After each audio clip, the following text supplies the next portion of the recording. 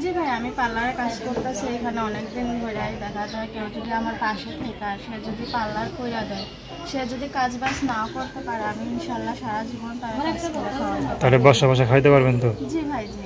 আপনাকে একটু গায়ে লাগবে না যে আপনি কষ্ট করতেছেন, স্বামী বসে বসে খাইতেছে? কেন গায়ে লাগবে ভাই? তার পরিশ্রমে যদি আমি এতটা আসতে পারি, তারে কি আমি খাওয়াইতে পারবো না? আমার আসসালামাইকুম দর্শক, আপনাদের প্রীতি শুভেচ্ছা জানিয়ে শুরু করছি নতুন একটি ভিডিও। তো দর্শক, দেখতেই পাচ্ছেন আমাদের সামনে এক আপু দাঁড়িয়ে আছে। আমরা তার গল্পটা শুনবো। আপু কেন আমাদের ইউটিউব মাঝে আসলেন, তিনি কি বলতে চান, তার মুখ থেকে জানবো। আপু আসসালামু আলাইকুম, ওয়ালাইকুম আসসালাম ভাইয়া। কেমন আছেন? জি ভাই, আলহামদুলিল্লাহ। মাশাআল্লাহ, ভালো থাকলে ভালো। আপনাদের সবসময় মনে হাসি খুশি থাকেন, কত সুন্দর হাসি। তো নাম কি আপনার? হাসি না খুশি? সোনিয়া ভাই। ও, সোনিয়া। জি। আচ্ছা, খুশি হাসি দিলে হয়তো নামটা আরো ফুটতো, মানে। মনে যতই কষ্ট থাক ভাই, মুখে তো হাসি রাখতেই হবে, তাই না?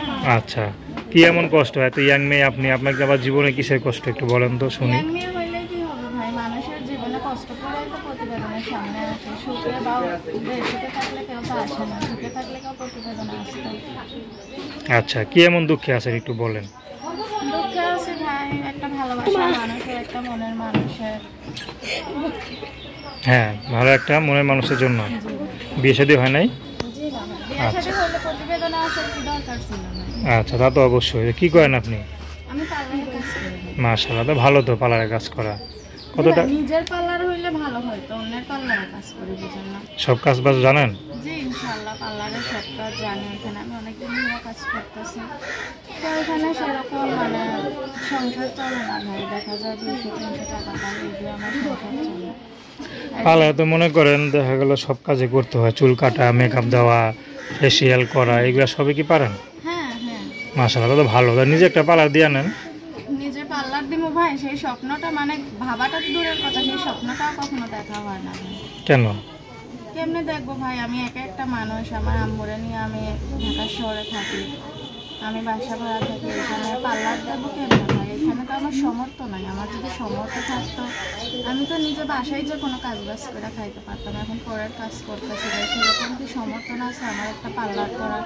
আর আমার যদি একটা পার্লার করার সমর্থন থাকতো ভাই, তাহলে কি আমার প্রতিবেদন আসতে হইতো? আচ্ছা, এখন মনে করেন কোনো প্রবাসী ভাই যদি আপনাকে একটা পার্লার দেয়া দেয়, সে যদি আপনার পাশাপাশি দায়িত্ব নিতে চায়, তো সে খুশি হয়। যদি আপনার একটা পার্লার দেয়া দেয়, দেখা গেলো বিদেশ থেকে আসার পর কিন্তু আর কাজ বাজ করতে পারেন অনেকে, ঠিক না? তো সে যদি আপনাকে মনে করেন একটা পার্লার দেয়া দিল যে তুমি। ভাই প্রবাসী ভাইরা, দেখা যায় প্রবাসী হোক বা বাংলাদেশি হোক, গরিব হোক বা অসহায় হোক ভাই, বুঝছেন, বা অশিক্ষিত হোক, তাতে আমার সমস্যা নেই। আমারও যদি পার্লার দেওয়া দেয়, আমি সারা জীবন তারা ইনকাম করে খাওয়াবো, আমার কোনো সমস্যা হবে না। আচ্ছা, ভালো কথা বলছেন। নাম কি বললেন? সোনিয়া তো দর্শক, তার নাম্বারটা হচ্ছে 0140959972444। আমি নাম্বারটা আবার বলছি, 01409597244। জি তো দর্শক, প্রেম ভালোবাসা সাহায্য সহযোগিতা বিয়ে শাদী করে একান্ত আপনাদের ব্যক্তিগত ব্যাপার। কথা ছিল মানে, হ্যাঁ, আসুন আমরা 5 ওয়াক্ত নামাজ পড়ি, সর্বদা দেশের সেবা করি। বলেন, আর কি কথা, কি কথা বলবেন? একটা কথা ছিল ভাই, যে দেখা যায় আমি তো প্রতিবেদনের সামনে আসছি ভাই, অনেক মানুষ আছে ফোন দিয়ে অনেক ধরনের কথা বলে, কেউ বাজে মন্তব্য নিয়ে ফোন দেয়, কেউ ভালো মন নিয়ে ফোন দেয়। তো আমি চাই ভাই, আমি একজন মানুষ চাই, আমার 10 জনের দরকার নাই। যে সত্যিকারের আমার পাশে থেকে আমার ভালোবাসা, আমার কাছে ফোন দিতে পারবেন, আমার বিয়ে শাদী করতে পারবেন, তারাই আমার ফোন দিবেন ভাই। বা বাড়তি ফোন দেওয়া তো কোনো লাভ নাই, বা একজনকে বিরক্ত করে লাভ নেই।